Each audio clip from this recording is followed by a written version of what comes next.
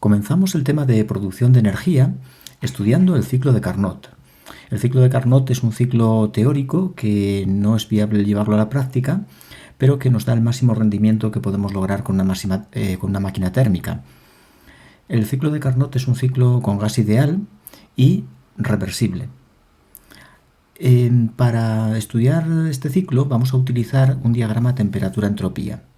En el eje Y, temperatura, en el eje X, la entropía. Y es el diagrama del agua. Vamos a utilizar agua en sus distintas fases, agua líquida, vapor, como fluido de trabajo. Bien, en el diagrama temperatura-entropía tenemos que distinguir diferentes zonas en la curva de equilibrio. Primero, tenemos una línea de equilibrio que se divide en dos partes. Del máximo, que es donde se encuentra el punto crítico, es donde se encuentra el punto crítico. Del máximo hacia la derecha tenemos la línea de vapor saturado. Sobre esta línea, el agua se encuentra en forma de vapor, pero tan solo hace falta quitarle el calor latente para convertirla en líquido, sin cambiar la temperatura. Por ejemplo, si trabajamos a una presión de una atmósfera, el agua como vapor saturado se encontraría a 100 grados. Y a esa temperatura, a ese vapor, no hace falta más que quitarle el calor latente de condensación y lo pasas a líquido sin que modifique la temperatura, manteniéndolo a 100 grados. Por otro lado, la curva de líquido saturado es la parte izquierda de esta campana. Esta parte que pinto en azul del punto crítico hacia la izquierda, pues es la línea de líquido saturado. Aquí nos lo indican como rama de líquido saturado y la rama de vapor saturado. Bien, ¿qué significa líquido saturado? Pues lo mismo. Imagina agua a 100 grados y una atmósfera de presión. Bueno, pues ese agua se considera que es un líquido saturado porque tan solo hay que darle el calor latente de vaporización para convertirlo en vapor, ya que está a 100 grados.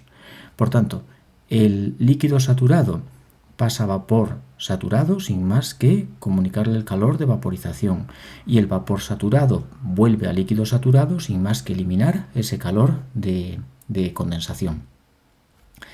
Bien, en este diagrama tenemos tres zonas. Por un lado tenemos la fase líquida, que es la parte izquierda del diagrama, de la curva de líquido saturado hacia la izquierda. Por otro lado tenemos la fase vapor, que es la zona de la curva de vapor saturado hacia la derecha.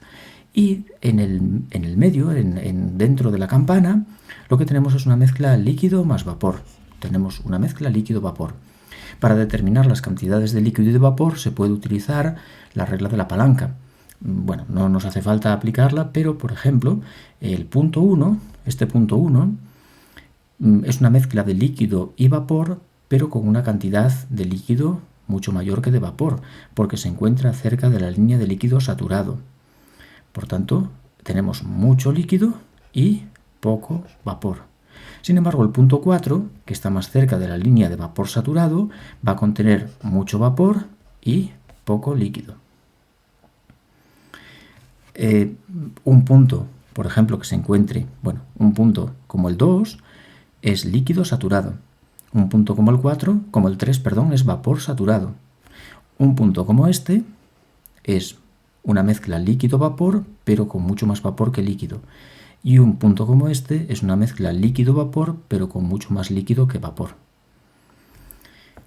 Bien, pues ya tenemos una idea de cómo funciona el diagrama temperatura-entropía.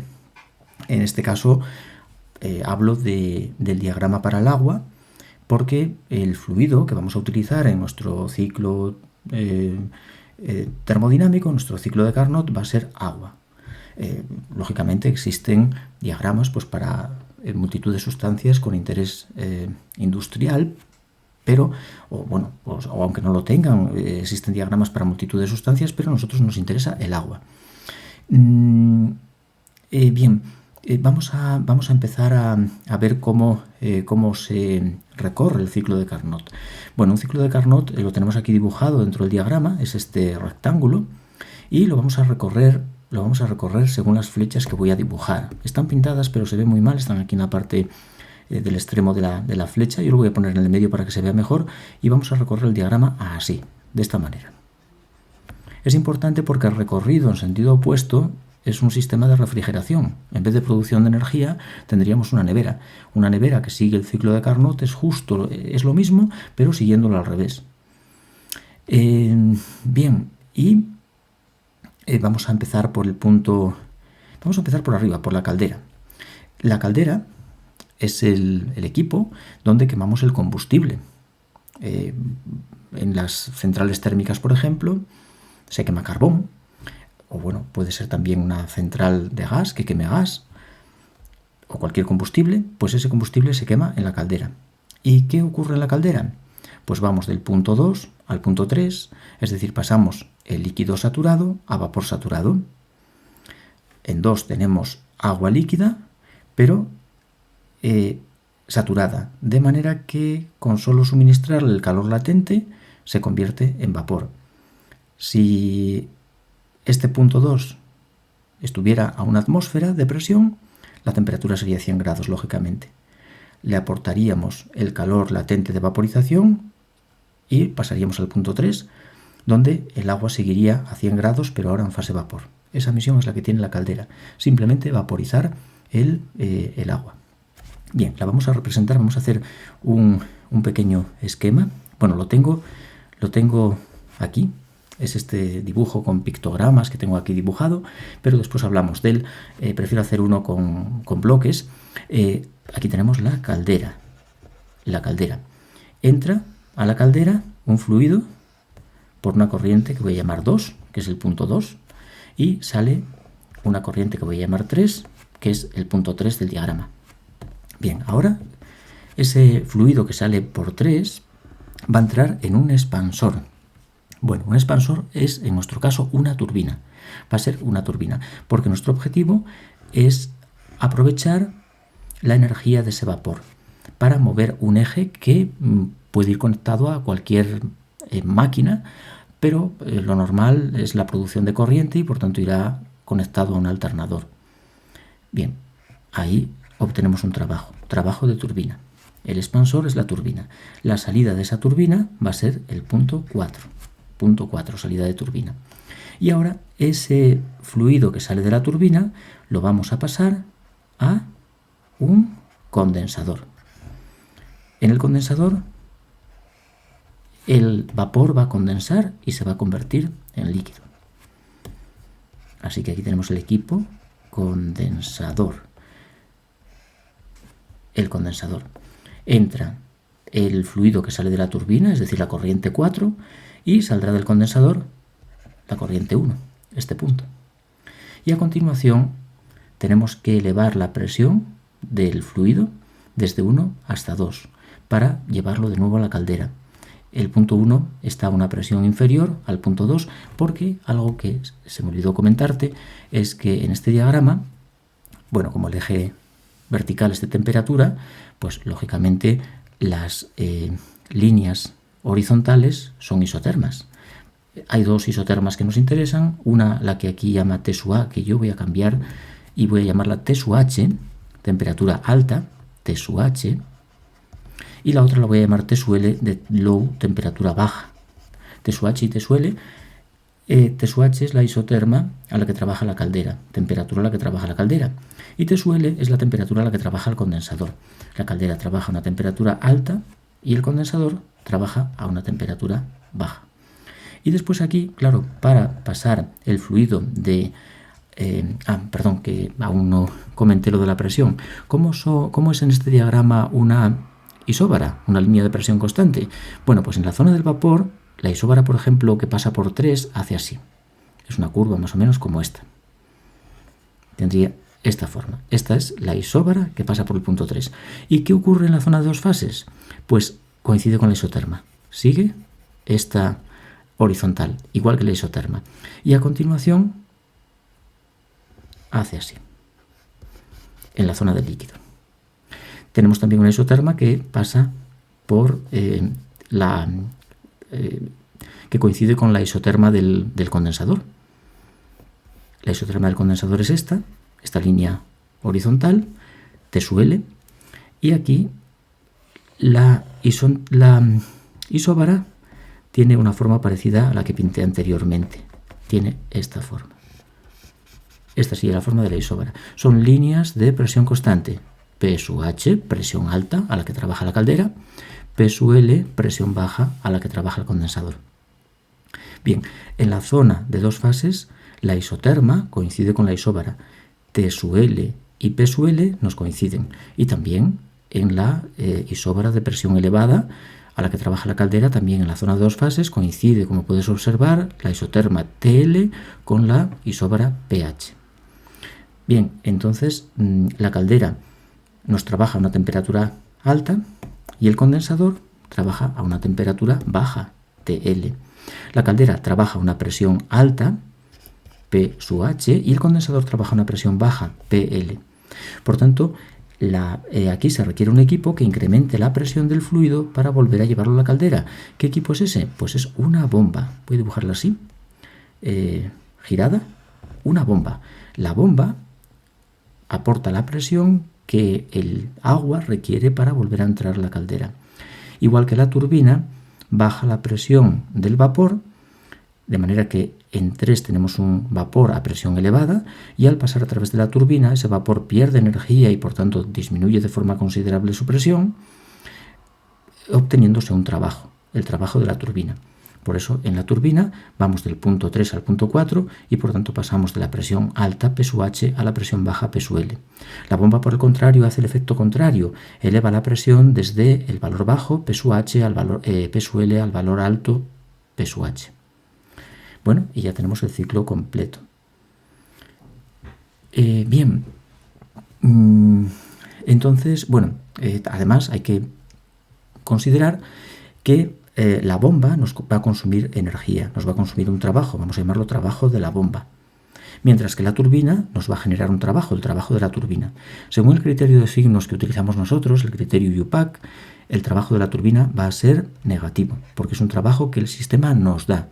Por tanto, desde el punto de vista del sistema, como trabaja contra el entorno, es un trabajo negativo. La bomba, por el contrario, consume trabajo, por tanto es un trabajo positivo. Vamos a tener un trabajo neto que va a venir dado por la suma de trabajo de turbina más trabajo de bomba. El consumo energético lo tenemos en la caldera. La caldera va a recibir un calor que vamos a llamar Q sub H. En la caldera entra calor. ¿Procedente de qué? Pues de quemar un combustible, carbón, gas, gasóleo, lo que sea, con lo que trabaje la caldera. Y el condensador hace el efecto contrario, elimina un calor que vamos a llamar Q sub L para que el vapor condense y pase a líquido. Vamos a fijarnos ahora en lo que circula por cada una de las corrientes de este circuito. Por ejemplo, ¿qué tenemos en la corriente 2? Esta corriente 2, que parte de la bomba y entra en la caldera. Si nos fijamos, el punto 2 está sobre la línea de líquido saturado. Por tanto, en 2 tenemos un líquido saturado. 2 es líquido saturado, o sea, agua como líquido saturado. ¿Qué tenemos en 3? Pues en 3 tenemos vapor saturado.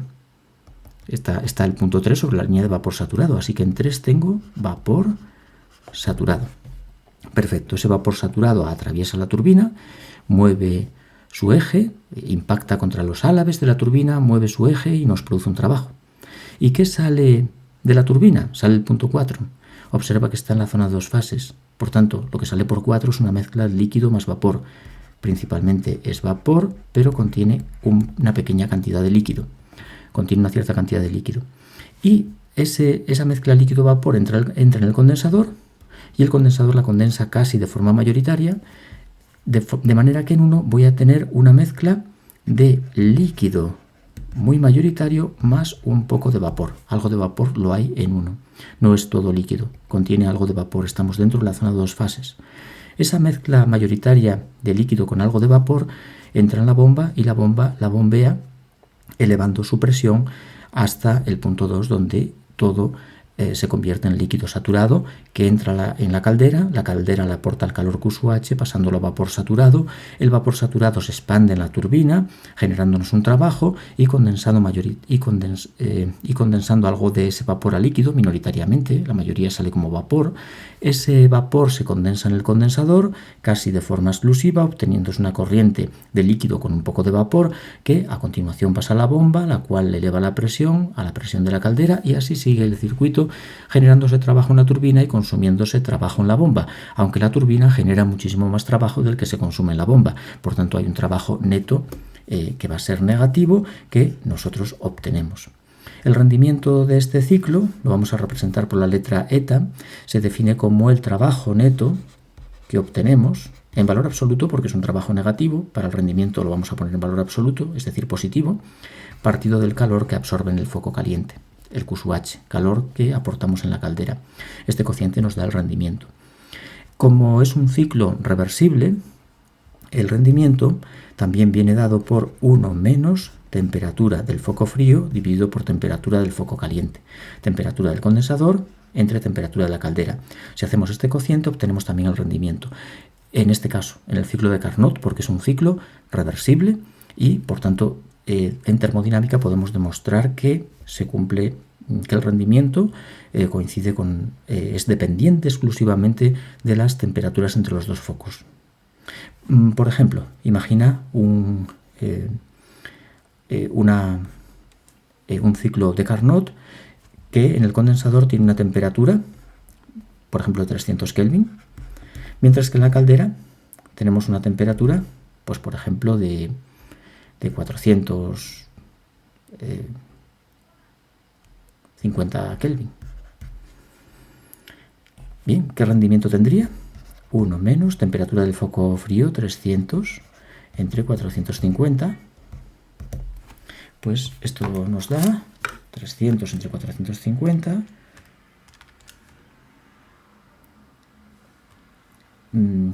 menos 1. Tenemos un rendimiento de un 0,33. 0,33. Normalmente se multiplica por 100. Bueno, se puede dar en tanto por 1, sería un 33%. Pero podemos multiplicar por 100 si queremos y así nos sale en porcentaje. Bueno, pues tenemos un rendimiento de un 33%. ¿Cómo podemos mejorarlo? Pues subiendo la temperatura de la caldera. Si en vez de 450 trabajara, por ejemplo, a 500 Kelvin o a 600 Kelvin, pues tendríamos un rendimiento mayor. Por ejemplo, podríamos considerar un rendimiento o conseguir un rendimiento de un 50% si la caldera trabaja a 600 Kelvin. Tendríamos un rendimiento de un 50%. Pero el problema es que el material del que se construye la caldera pues no suele aguantar temperaturas tan elevadas. 600 Kelvin es ya una temperatura muy elevada, son 800, ¿no? Eso es una temperatura muy exagerada. Por ejemplo, 450 Kelvin pues es razonable. Y si bajáramos la temperatura del condensador, pues aún obtendríamos mejor rendimiento. Por ejemplo, si refrigeramos el condensador con agua que esté pues por ejemplo a 20 grados, 293 Kelvin, pues tenemos una mejora en el rendimiento. 293 entre 450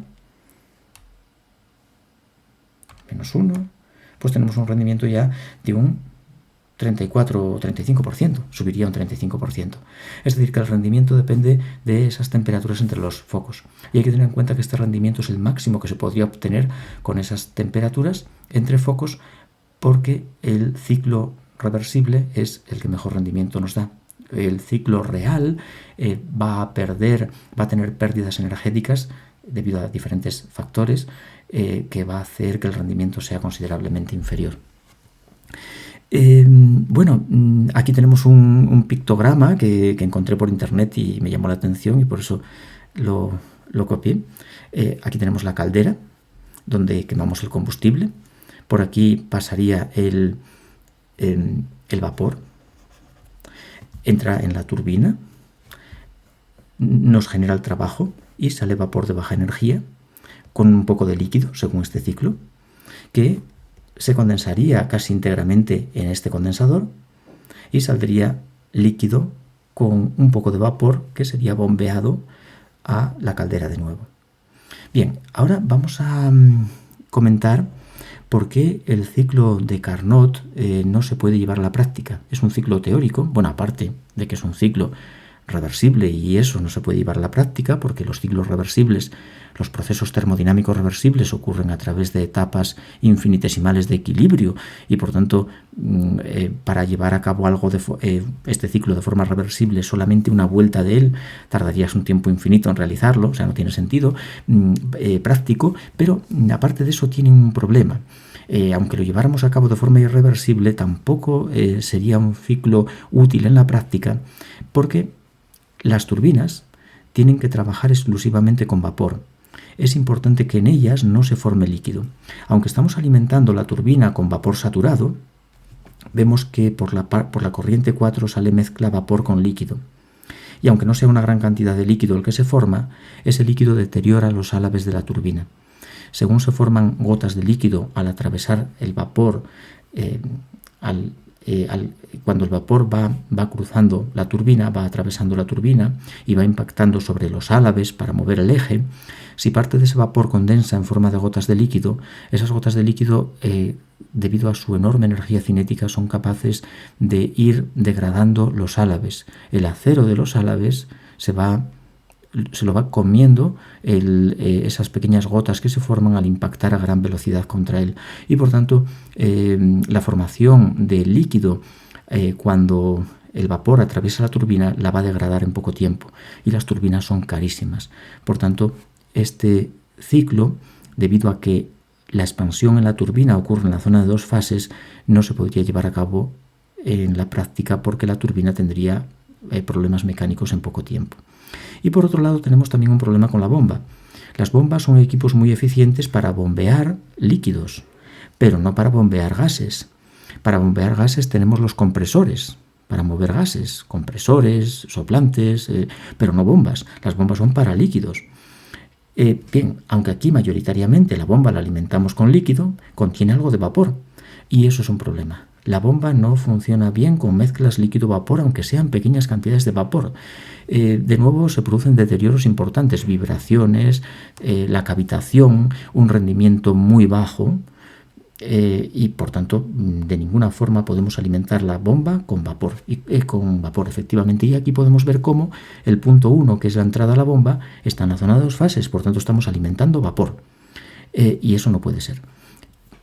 Por tanto, este ciclo no lo podemos llevar a la práctica y para poder hacerlo tenemos que modificarlo. Esas modificaciones las hizo Rankine. El ciclo de Rankine lo que hace es saca la bomba de la zona de 2 fases, nos la saca aquí, al exterior. Ahí, saca ahí la bomba. Y la turbina también la saca de la zona de 2 fases aquí, la saca aquí. Esta sería la expansión en la turbina, en la zona de vapor exclusivamente, llegando a líquido, vapor saturado, pero no entrando en la zona de 2 fases, o bueno, si se entra, muy poco. Sí, se suele diseñar un poco más abajo, pero muy poco. Si se entra en la zona de 2 fases, muy poco, para que no se deteriore la turbina. Bien, nosotros generalmente en los ejercicios vamos a dejar siempre aquí nuestra expansión en el vapor saturado. Y lo mismo la bomba, hay que sacarla a la zona de líquido, que bombee desde líquido saturado a, la entrada de la bomba a líquido saturado y la salida de la bomba pues lógicamente no va a ser líquido saturado, entonces tenemos que calentar siguiendo esta isóbara, tenemos que calentar para llegar al punto 2. Por lo tanto hace falta aquí una etapa de calentamiento que se llama un precalentamiento. Y vamos a tener en la caldera 3 equipos que van a ser el precalentador, la propia caldera y después aquí también hace falta, como puedes observar, otro calentamiento que se conoce como un recalentamiento, que ya nos va a llevar el vapor a una zona desde la cual podamos expandir sin entrar en la zona de 2 fases. Esas 2 modificaciones son el ciclo de Rankine. También una última consideración. Observa que tanto la turbina como la bomba en este ciclo termodinámico son verticales. Las líneas verticales en este diagrama son isoentrópicas. Observa que el eje X es de entropía. Por tanto, aquí tenemos una expansión isoentrópica. ¿Qué es una expansión isoentrópica? Es una expansión en la que no se intercambia calor y es reversible. Reversible y adiabático es isoentrópico. Por tanto, aquí estamos asumiendo que nuestra turbina no libera calor hacia el entorno, que está perfectamente aislada y no pierde calor hacia el entorno. Lógicamente, estamos hablando de una situación ideal que en la práctica no se da. La bomba exactamente igual. Suponemos que funciona de forma reversible y adiabática, que no intercambia calor hacia el entorno y que es reversible. Las bombas no son reversibles, no trabajan de forma reversible y también se calientan cuando intercambian calor con el entorno, dejan que el fluido intercambie algo de calor con el entorno, así que estamos ante ciclos completamente ideales, y el de Rankine que vamos a ver en el punto siguiente también va a ser un ciclo de Rankine ideal, porque vamos a seguir suponiendo que la turbina trabaja de forma isoentrópica y de forma isoentrópica, reversible y adiabática, y la bomba también. Por tanto, aunque vamos a resolver el problema de trabajar en la zona de dos fases, sacando la bomba hacia el líquido y la turbina hacia el vapor, seguiremos hablando de un ciclo de Rankine ideal, porque lo consideraremos reversible y las expansiones y compresiones las consideraremos isoentrópicas. Bien, pues creo que no me queda nada, que he comentado lo que tenía previsto, creo. Bueno, pues nada, dejamos aquí este punto. Espero que no sea demasiado rollo y se entienda la idea de cómo funciona. Por cierto, aquí en este pictograma han unido la bomba con la turbina, porque la bomba nos consume energía. La turbina la produce, entonces no merece la pena a la bomba suministrar la energía desde el exterior del sistema. Puede trabajar con la energía de la propia turbina. La propia turbina aporta la energía para mover la bomba, y el trabajo neto que se obtiene es la suma del trabajo de la turbina más el trabajo de la bomba, que tienen signos opuestos. La turbina negativo y la bomba positivo. Eso nos daría el trabajo neto que te he indicado aquí, con el que calcularíamos el rendimiento. Por tanto, es una pequeña fracción de la energía del trabajo que nos da la turbina, se lo suministramos a la bomba. Bien, pues ahora sí que ya es todo. Y continuamos con el punto 15.2, en el que vamos a ver el ciclo de Rankine, que tengo aquí ya el dibujo para un esquema para comentar en qué consiste.